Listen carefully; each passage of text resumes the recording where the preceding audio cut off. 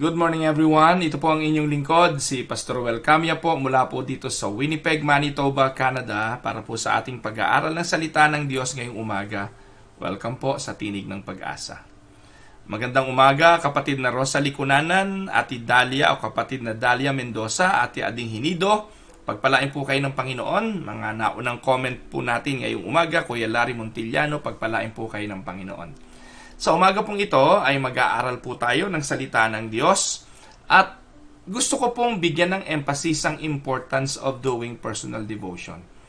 Ang dahilan kung bakit araw-araw ang inyong lingkod ay inyo pong natutunghayan sa Tinig ng Pag-asa ay sa pangunahing dahilan na ang purpose rather ng gawain ito ay para sa aking personal na paglago at paglalim sa salita ng Diyos. Napakahalaga sa isang mananampalataya in order for us to grow into maturity and to bear fruits ay ang lumalim tayo sa ating pananampalataya.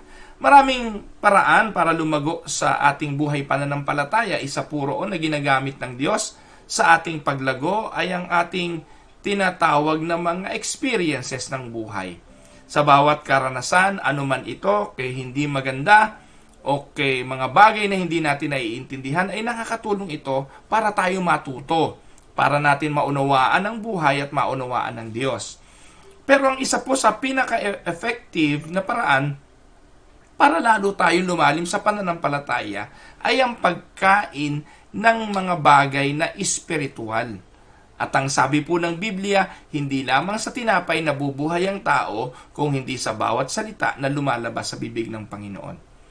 Binabanggit po sa talatang iyon ng Luke chapter 4 verse 4 na importante ang salita ng Diyos in order for us to grow.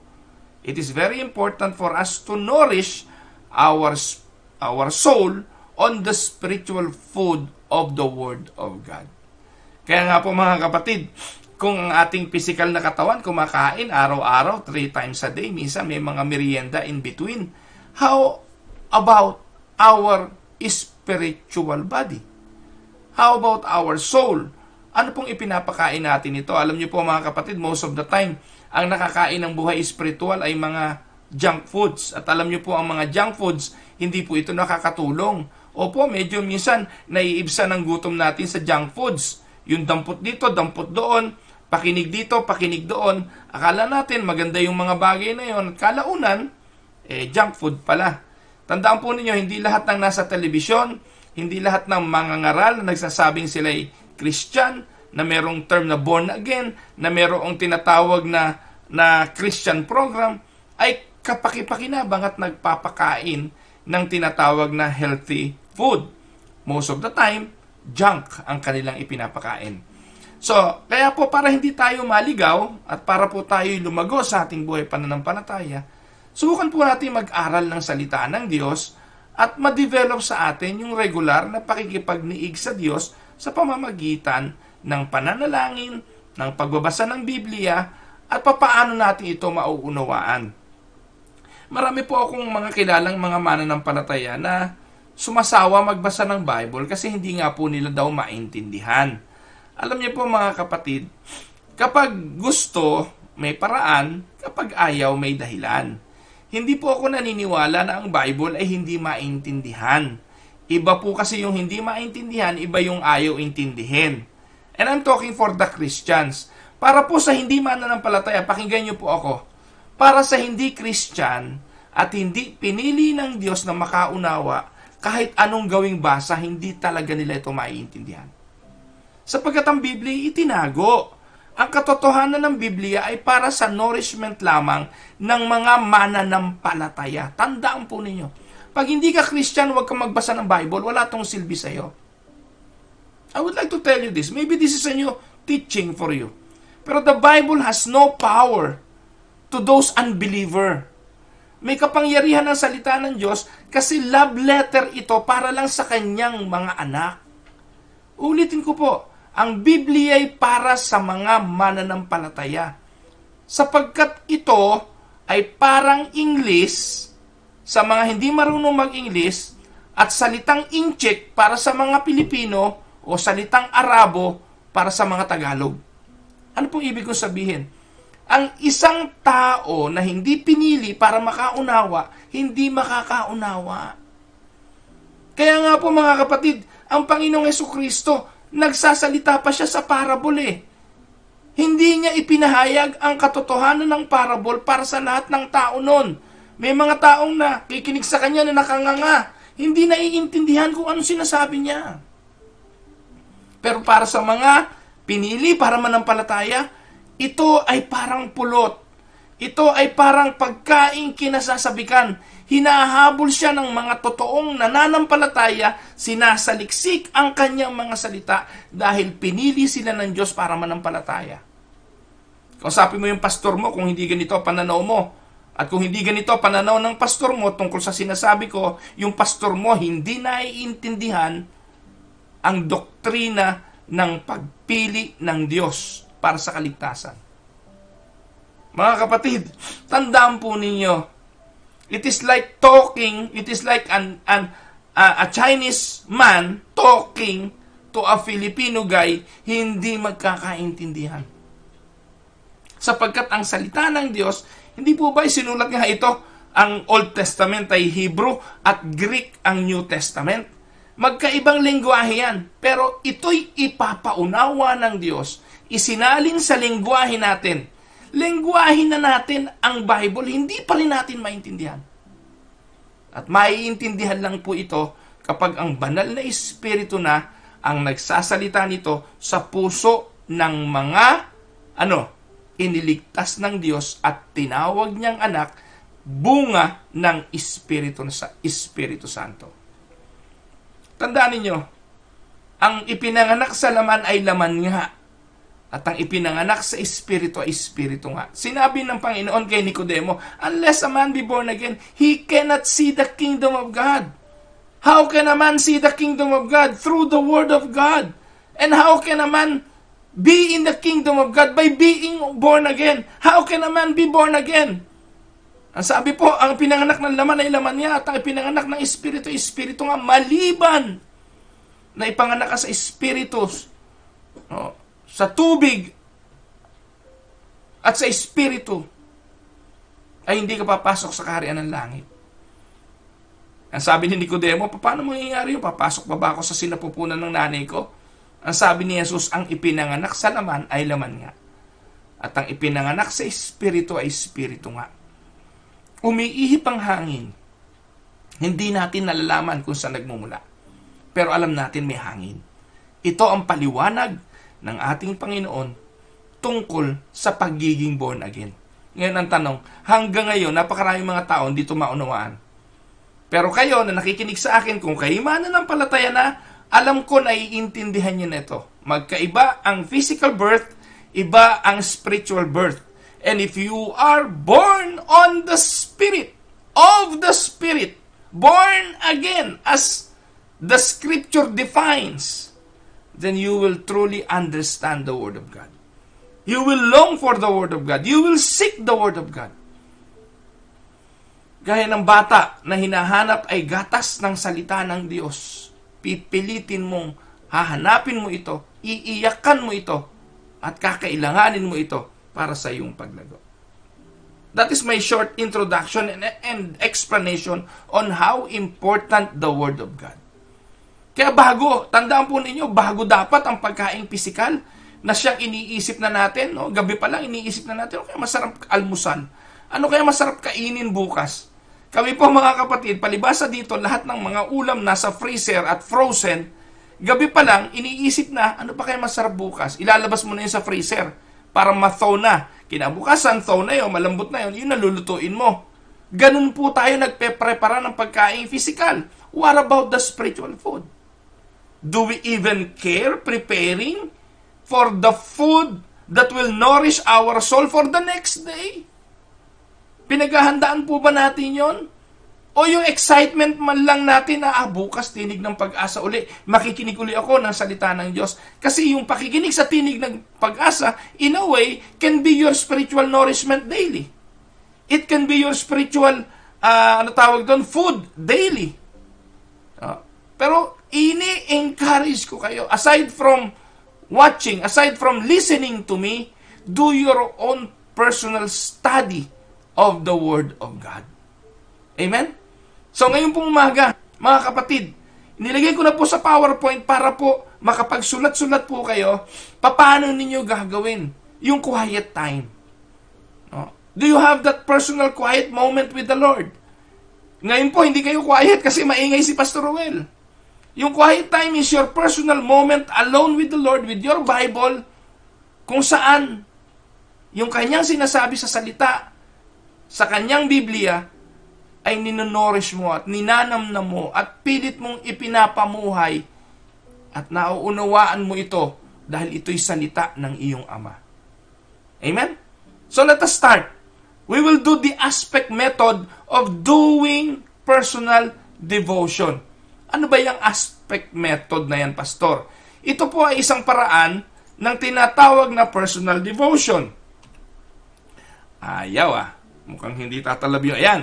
So a quiet time is one of the most essential aspect of your Christian life. Many Christians take some time reading the Bible every day and it helps them. While it is very useful, just reading the Bible will not lead you to much fuller Christian walk with Christ. Hindi lang po basta pagbabasa. You need to spend time in His words. Study the Word and learn from the Word on a daily basis. Hindi lang po basta browsing or sight reading. Importante po ang pagbibigay panahon. Importante po ang pag-aaral ng salita ng Diyos. Without daily, regular, quiet time, our spiritual life can be seriously malnourished. Can you imagine yung katawan mo taba-taba, ang lusog-lusog, ang cute-cute mo, pero yung spiritual mo malnourished, payat na payat, gutom na gutom? I often wonder when people talk about forgetting to do their quiet time due to busy schedule. Samantalang yung physical, wala naman silang busyness when it comes to eating. There's no busy moment when it comes to being hungry in the physical. I have never found anybody who forgot to eat for a day due to work. Pipilitin natin mag-break time, pipilitin natin tumigil sa trabaho, anumang schedule o hectic yan, kapag nagutom na ang sikmura, titigil po tayo para pakainin ito. Pero what about our soul? No? What about our spiritual life? Sa John chapter 4 verse 10 hanggang 15, sabi po, basahin po natin ito. Ito po yung pakikipag-usap ng Panginoong Hesukristo sa babae dun sa balon ni Jacob. Jesus answered her, "If you knew the gift of God and who it is that asks you for a drink, you would have asked him and he would have given you living water." Sabi ng babae, "Sir, you have nothing to draw with and the well is deep. Where can you get this living water? Are you greater than our father Jacob, who gave us the well and drank from it himself, as did also his son and his livestock?" Jesus answered, "Everyone who drinks his water or this water will be thirsty again. But whoever drinks the water I give them will never thirst. Indeed, the water I give them will become in them a spring of water welling up to eternal life." Then the woman said to him, "Sir, give me this water so that I won't get thirsty and have to keep coming here to draw water." At this point, yung babaeng ito, hindi niya pa rin nauunawaan kung ano ang salita ng Diyos. Sa encounter na ito ng babae at ng ating Panginoong Hesukristo, nakita niyo po kung gaano ang pananaw ng babaeng ito tungkol sa tubig ng buhay na iniaalok ng Panginoon. Ang sinasabi ng Panginoon ay ang espiritual na tubig na siya ang magbibigay na kapag atin itong nakamit at kanyang ipinagkaloob, babalong ito sa atin. The hunger, the thirst for everything will be quenched by that water. Pero itong babaeng ito, ano sabi niya? O sige, bigyan mo ako niyang tubig na yan para hindi na ako sasalok uli dito sa balon na ito.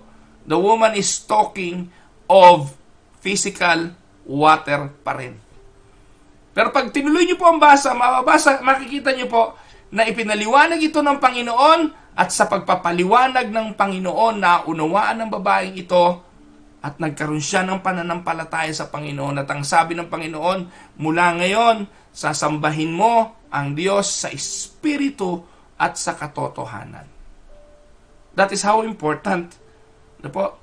Yung sinasabi ko kanina na only those whom God have chosen to believe will believe and will understand the Word of God. Now this morning, I am presenting simple steps on how to do your daily quiet time. Po. So, una, quiet time should be about 10 to 15 minutes long. Pastor Well, mahaba pong mag-daily devotion. Si Pastor Well, maabot po ako ng 30 minutes. Pero ang kailangan lang po ay 10 to 15 minutes. Pag natutunan nyo po ito, pwede na kayong hindi makinig ng tinig ng pag-asa. It doesn't matter. Importante po, kung hindi na kayo makikinig ng tinig ng pag-asa, you will now go to your own personal devotion. 10 to 15 minutes lang. No, you can choose time according to your schedule. Pwedeng early morning, pwede pong panggabi, o kung anumang oras ninyo, sa tingin ninyo kayo available, magbasa at magkaroon ng quiet time. No? While I recommend the morning time, kagaya ng ginagawa ko, because in the morning you are much calmer and fresh, any time of the day will work fine kung hindi kayo ubra ng morning. So it is also important to set a fixed time every day. Hindi ho pwede kung kailan nyo maibigan. Pag hindi nyo po ito ginawang schedule, yung schedule nyo ay patatakbuhin kayo at kalaunan, hindi na maisisingit ang personal devotion sa inyong schedule. Pero kung habit na po ninyo at talagang yung oras na yon na inalat ninyo ay moment ninyo with the Lord, you will mark it important sa inyong mga kalendar, sa inyong daily activities. Kaya it is a must. Kailan ang personal devotion mo? Be honest, pag tinanong ka ngayon, kapatid, kailan ang personal devotion mo? Kailan ang quiet time mo? Ang daling sagutin yon pag meron, di ho ba? Pero napakahirap pong sagutin yon at magsisinungaling ka. Kung Kristiyano ka, hindi mo naman pwede sabihin na, hindi ako nagko-quiet time, kahiya-hiya ka naman. Christian ka pa naman. Hindi po ba? Because it is a must for a Christian to feed on the Word of God. Oh, small group leader ka nga eh. Kailan ka huling nagbasa ng Bible? Kakahiya naman, di ba? Pasensya na po kayo kasi minsan kailangan tayong bigyan ng sarcasm na ganito para matauhan tayo. Kristiyano nga naman pala ako. Bible study leader nga ako. Pastor nga pala ako. Pero kailan ako nagde-devotion? Kailan ako nagko-quiet time? So mahalaga po yun. Hindi para pakitang tao. Ako naiinis ako minsan ng mga challenge eh. Challenge lang, para lang ipakita, pine-Facebook pa. Hindi importante yon kasi ito'y moment mo, not with your pastor, moment mo not with your small group leader, moment mo with your God. And it is very important that this time is only between you and your God. Amen? Kung ikaw ay pastor at nag-encourage ka, nagtuturo ka, katulad ng ginagawa ko ngayon, ine-encourage ko kayo na mag-devotion, pwede yun. Pero kung hindi ka naman pastor, make that moment be your moment with your God alone. Amen? Importante yon. If you are leading Bible study, iba yung Bible study, iba yung quiet time. Kasi para sa iyo lang yon. Yung teaching Bible study, para sa iba yon. Ang dynamic po ng quiet time ay vertical. Ano po? Vertical nga ba yung ganyan? Vertical. Between you and your God. Yung pagtuturo ng Bible study sa iba, horizontal yon. Between you and your students. Nakuha nyo? Kaya importante ang pakikipagniig sa Panginoon. Ang tanong, anong kailangan mo? What do you need? Well, simple lang. Una, your Bible, your notebook, and your pencil or ballpen. Mahalaga yan. Ano po? Pangalawa, sabi nga, you can occasionally refer to Bible commentary or dictionary for difficult passages of the Bible. Yung mga masasalimuot na talaga. Maybe you need to consult Google or Bible commentaries. Wag na Google. Si Google ang gumawa niyan. Baka hindi naman Kristiyano, iligaw ka pa. Mga Bible commentaries, mga commentaries ni Matthew Henry, yung mga luma, no? Mga kung sino-sino pa, mga concise commentaries ng Bible, marami po kayong pwedeng i-download yan. Magagamit nyo yan. Ano po? Susunod, I would recommend studying the Bible as it is and ask God for His guidance to understand the passage. Optional lang po yung Bible commentaries or Bible dictionary. Because the Bible is enough to feed you for the day and enough to make you grow spiritually. So it is a very good practice to take notes in your quiet time.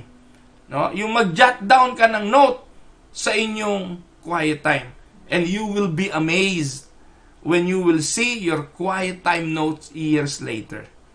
Isang araw pa nagkukwentuhan kami ng mga anak ko. Sabi ko, alam nyo, kayo na madalas hindi kayo nakikinig ng tinig ng pag-asa, minsan hindi kayo nagbabasa ng aking mga devotional blog.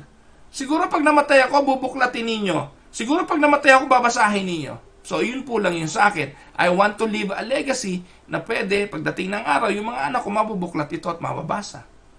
Pero aside from that, it is for my personal growth. So, those are the things you need. Now, let's go to what to do o how to do the quiet time. Paano magsisimulang mag-quiet time? Nakakuha ka na ng oras, meron ka ng notebook, meron ka ng ballpen. No? So, anong gagawin? You have your Bible with you. So, you need to start with prayer. This is very important. You need to spend just few minutes in worship and thanksgiving. Simulan mo na, Lord, thank you po sa araw na ito. No, kung meron kang kanta, kantahin mo. No? It doesn't matter kung hindi ka magaling kumanta. Si Lord ang gumawa sa iyo. Alam ng Panginoon hanggang dyan lang yung talent mo. But if you want to sing to Him, alam naman ng Panginoon if you don't have talent to singing. No? Tulain mo na lang kung walang tula. Di basahin mo na lang, sabihin mo na lang through prayers. No? Importante po yan. Spend few minutes in worship and thanksgiving. Next, spend time in asking God for forgiveness of our sins. Mga kapatid, nakakalungkot. Ang daming Kristiyano hindi marunong magdasal publicly. Pag tinawag mo na, kapatid, pwede ka ba mag-lead ng prayer? Pastor, pas muna ako. Saka na lang. Why? Dahil ayaw ba nila makipag-usap sa Diyos? Hindi. Kasi nahihiya sila kapag nagkamali sila at narinig ng tao.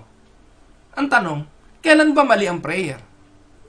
Kailan ba nagiging mali ang pakikipag-usap sa Diyos? Mali lamang ang pakikipag-usap sa Diyos kung hindi mo to ginagawa lagi. Yun ang maling klase ng prayer. Kaya kung nagkakamali ka ng language, kasi nasanay tayo, dapat yung jargon ni pastor, yung lengguwahe ni pastor, gayahin din natin para tayo mag-pray. No! Prayer is your own personal communication with God. So, ikaw yun. Kaya po yung iba hindi marunong mag-pray publicly dahil hindi sila nagpe-pray privately. Simple as that. Because if you are always praying to the Father, walang dahilan para hindi ka makapanalangin publicly. Sorry ho, pero yung mga mananampalataya na talaga namang hindi makapanalangin publicly, yan pong dahilan nun. Because privately, you're not also praying. Huwag na tayong magbulahan. Pero ang pakikipag-usap po sa Diyos, kapag ginawa nating habit, kahit nasaan kang lugar, not just a habit, but building of relationship, kahit nasaan kang lugar, you can pray. Amen? So start with prayer, spend moment in worship and thanksgiving, ask forgiveness of your sins, and ask for guidance in today's quiet time. Lord, tulungan mo ako maintindihan yung passage ngayon. Tulungan mo ako na maintindihan kita sa iyong mga salita. And then susunod, how to do quiet time. 1, start with prayer. 2, ano po? Choose a passage for quiet time. It is good to select any book of the Bible and read it continuously. It will help you to get the whole picture and can enjoy your quiet time more. Sa totoo lang po mga kapatid, minsan po, hindi mo na alam kung kailan ka titigil. Kapag nasimulan mo na ito, nasarapan ka sa pagbabasa, hindi niyo po ba napapansin? Ito, obserbahan nyo. Bakit pag sa church, nag-flash ng passage sa PowerPoint si Pastor, sabay-sabay po natin itong basahin. Yung mga tao na nakatingin na ganun, basa sila, parang sarap na sarap silang basahin. Sabik na sabik silang basahin. Ang sabayan, yung maramihan, parang ang sarap magbasa. Pero pag sa loob na ng bahay, sarili mong kwarto, on your own personal moment, hindi mo magawang magbasa. Why?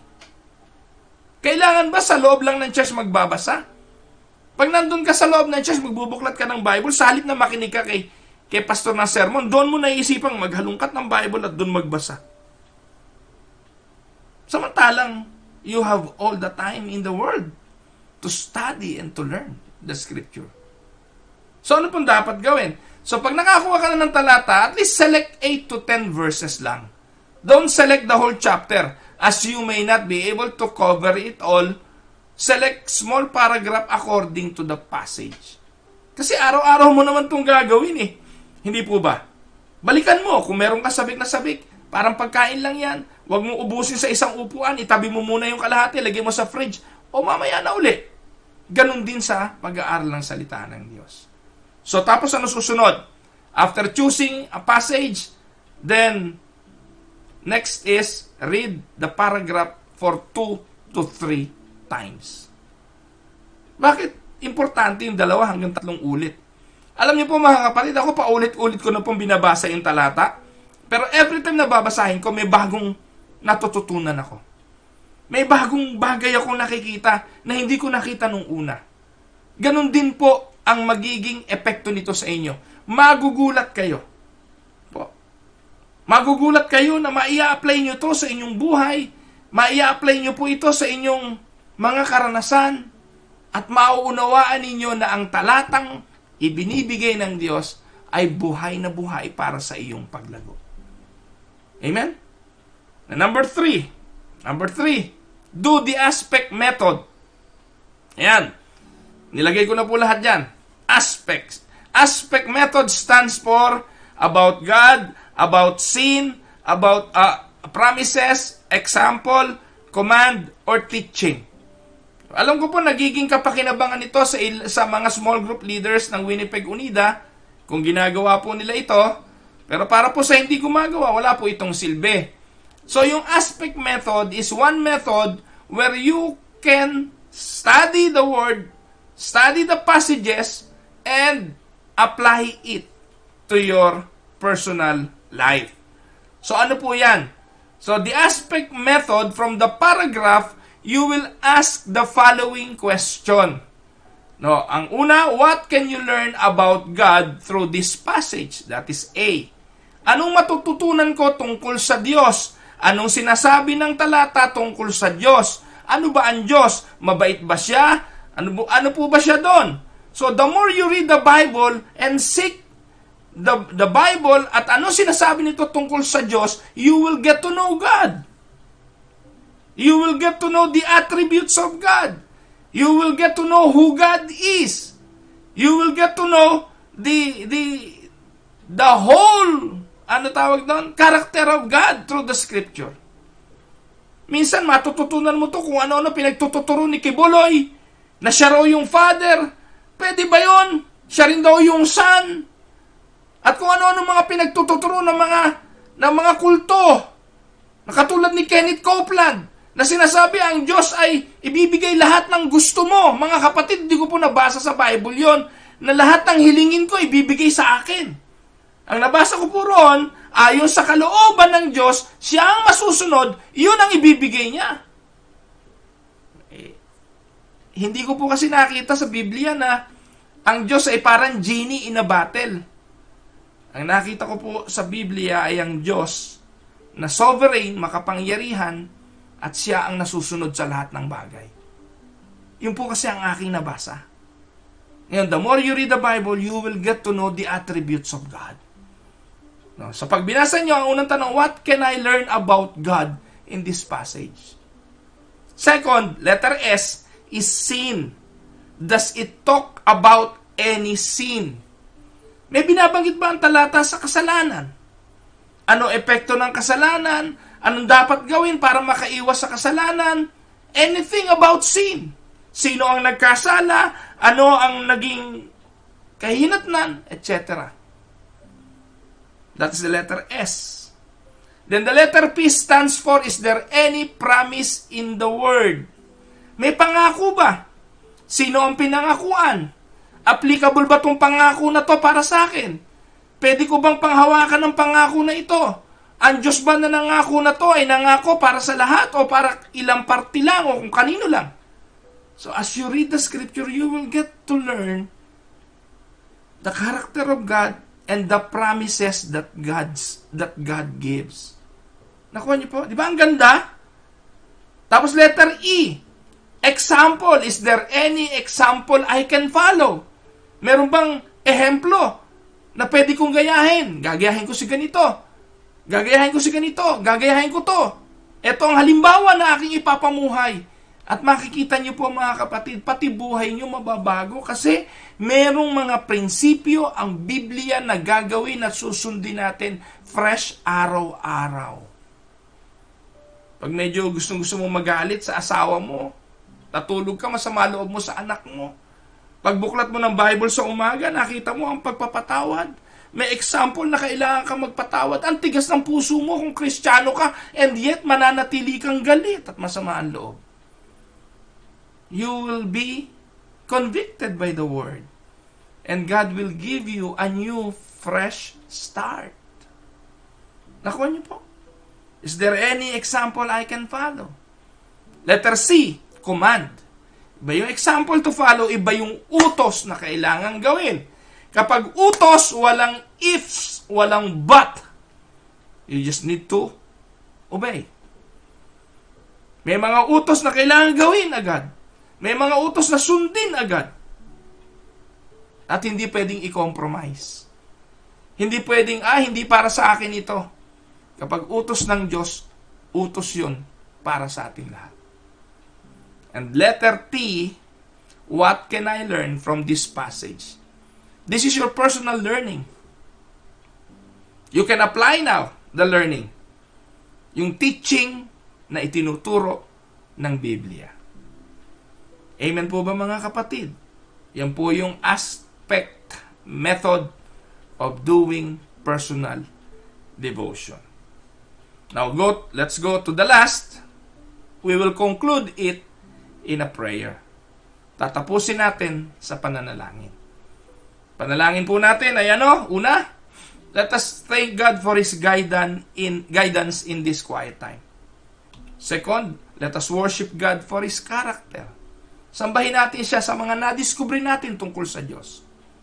At manalangin po tayo for deliverance of any sin.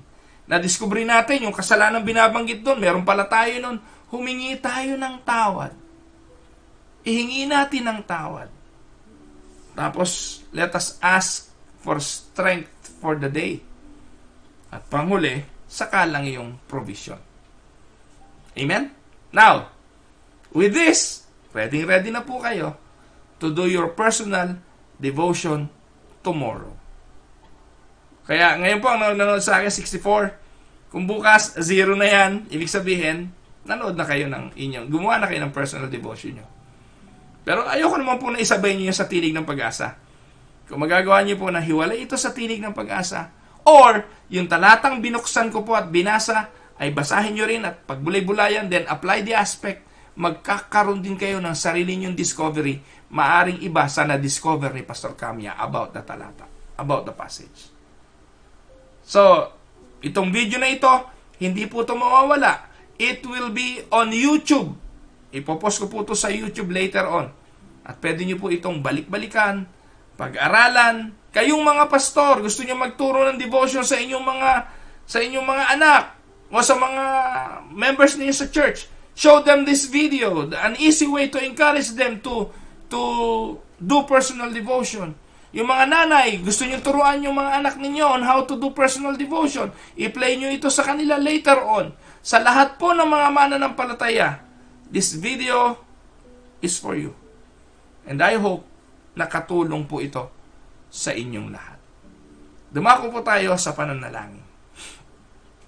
Ama naming Diyos na makapangyarihan sa lahat, sa araw pong ito, nagpapasalamat po kami sa iyo, sa iyong patuloy na pagtuturo, pagbibigay sa amin ng inspirasyon sa lahat ng mga bagay na aming ginagawa. Papasalamat po kami na binigyan mo kami ng pagkakataon na kahit virtually ay magkasama-sama po kami na magkakapatid sa espiritu at katotohanan. Sa umagang ito, aking pong dalangin ang iyong patuloy na konviksyon sa puso ng bawat isa na nakikinig. Bigyan mo sila ng pagkauhaw sa iyong mga salita. Bigyan mo sila ng pagkaunawa. Bigyan mo sila ng malalim na pakikipagrelasyon sa iyo. Father, I am praying for those who are sick. I am praying for my tatay continuously. I am praying for my wife, si Dang. I am praying for those brothers and sisters na alam ko po na nasa banig ng karamdaman. Si Tita Tessie Paredes Chu, yung kanyang fluctuating blood pressure. Si Kuya Nestor Sinfuente, ang patuloy po na pagkilos mo sa kanyang buhay at ganoon din sa kanyang anak na si Ai. Ang patuloy pong pagpapala mo sa mga sambahayan ng bawat isa sa amin, sa pamilya po ni Ate Baby Gamoras, kaligtasan ng kanyang mga anak, ang tuhod po ni Ate Marie Cruz, ang patuloy pong pagpapagaling mo sa kanyang tuhod, at ang patuloy na pagsama mo po sa kanyang tatay, si Kakang Lole Atanasio, ang patuloy na pagpapala mo sa kanilang buong sambahayan, si Sander, ang kanyang paa at ang kanyang kamay, at ang pag-iingat mo po sa pagbalik ni Ate Nita at ni Nanay Honor. Lord, hindi na lang po yung pagbalik ang dalangin namin, kundi yung schedule. Sana po yung PAL ay bigyan na po sila ng tamang schedule at wag ng pabago-bago.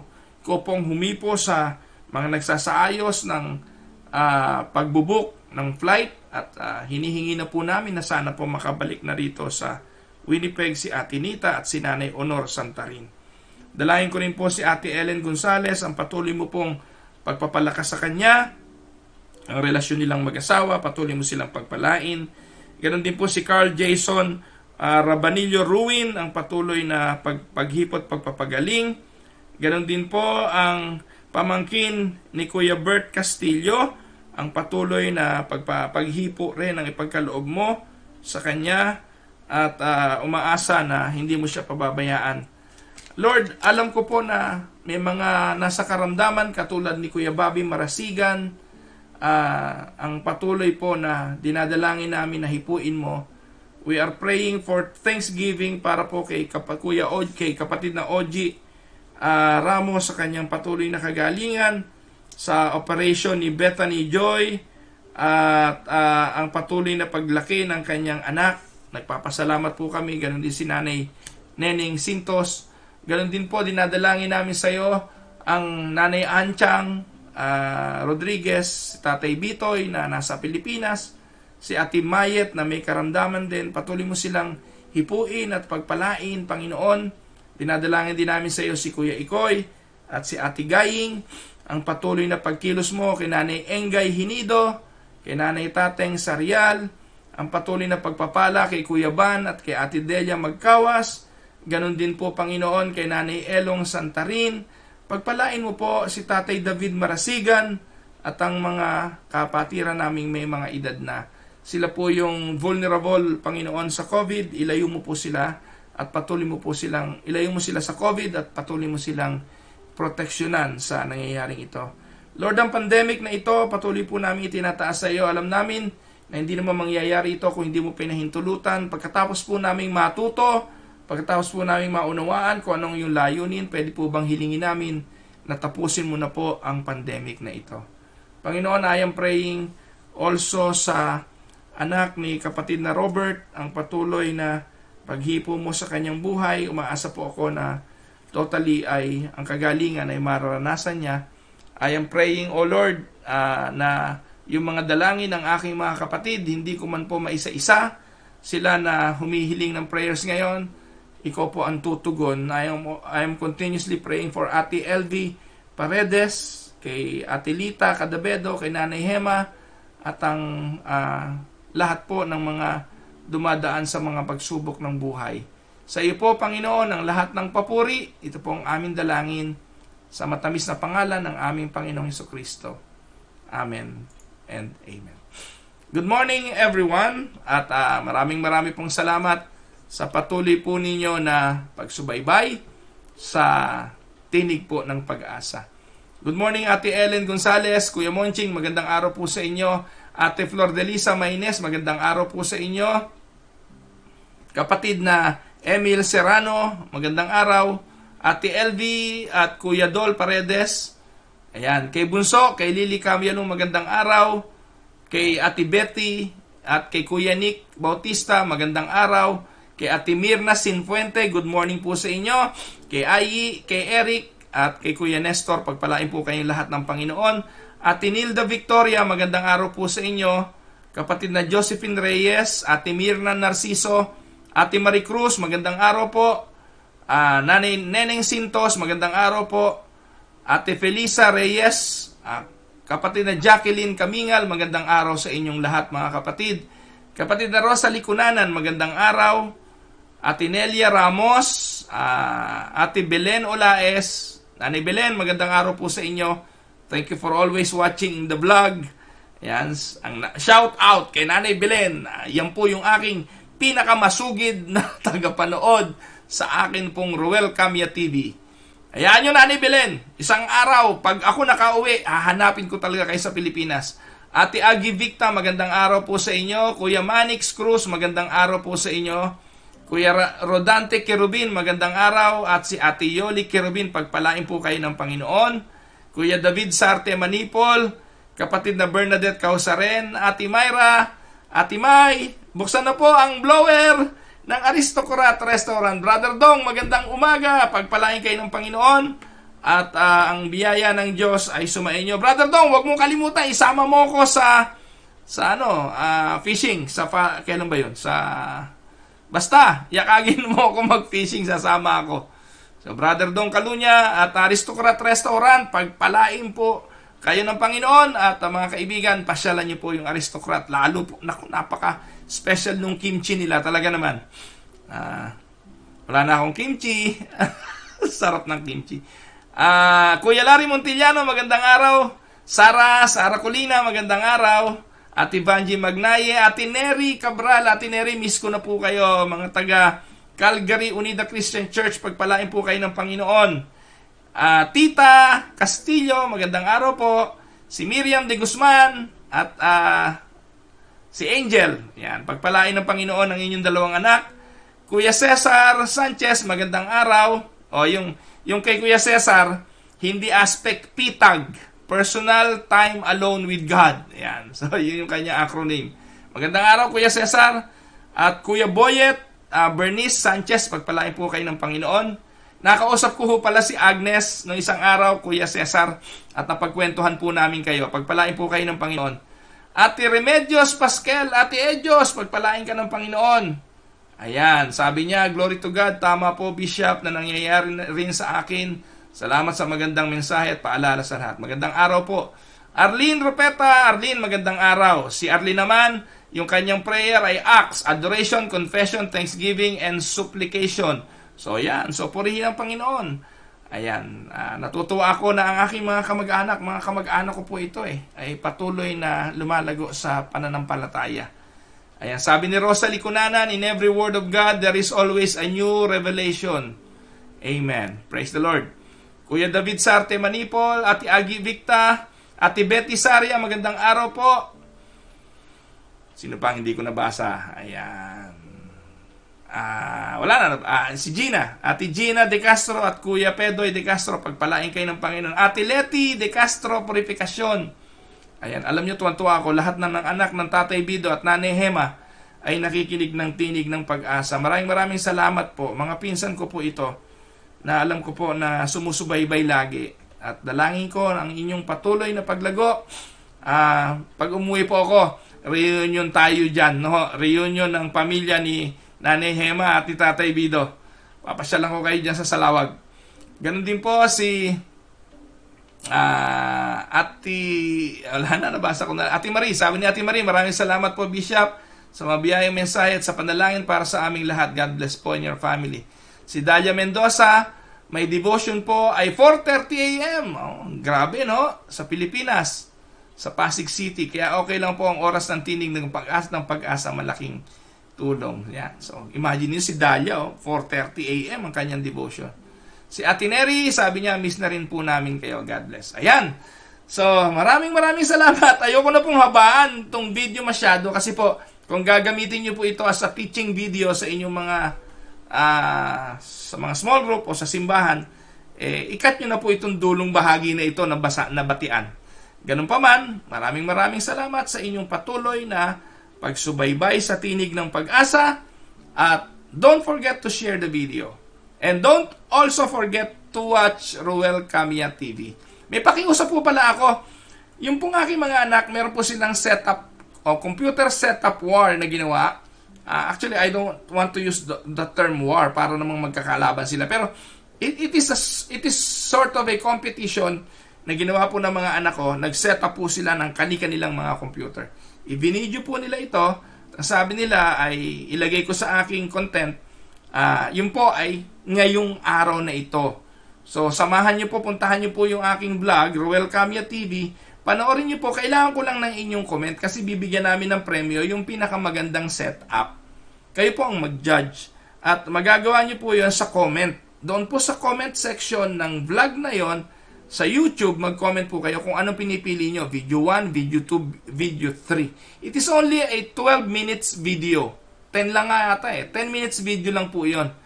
Panoorin nyo po at paki-click po o paki-comment po kung sino po ang videong pinipili ninyo. Video 1, video 2, video 3. At yung pinakamaraming comment, siya po ang aming bibigyan ng premyo. So again, Ruel Camia TV, don't forget to subscribe and comment and share. Ito po ang inyong lingkod, si Pastor Ruel Camia, para po sa Tinig ng Pag-asa. God bless everyone.